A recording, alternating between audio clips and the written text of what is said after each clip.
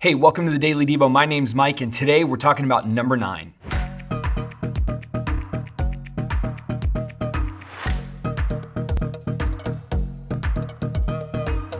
Have you ever played or heard of the game Two Truths and a Lie? It's when people share 3 things about themselves with the group. 2 of the things must be true. 1 of them has to be a lie. Everybody in the circle then has to figure out what the lie is for the other people around them. It's really funny to listen to people tell outrageous stories. Some people go simple with their lies, and then others make it really big and complicated.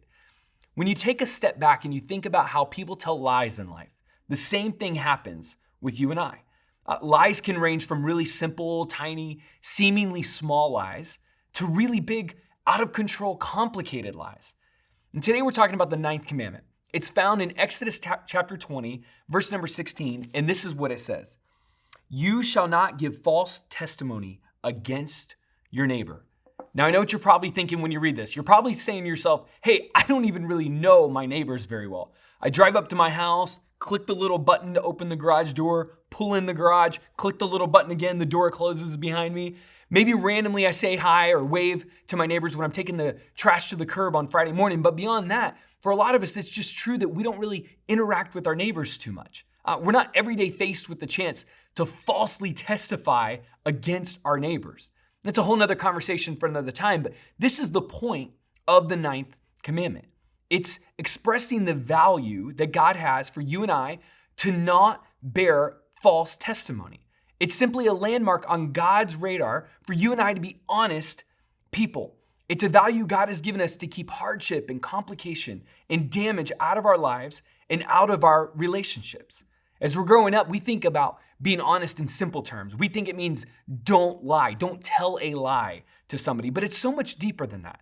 Honest people don't just speak honestly, they let honesty guide every area of their actions and their beliefs.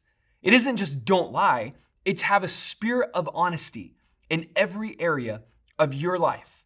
You see, when you're faced with the chance to misrepresent someone, don't do it.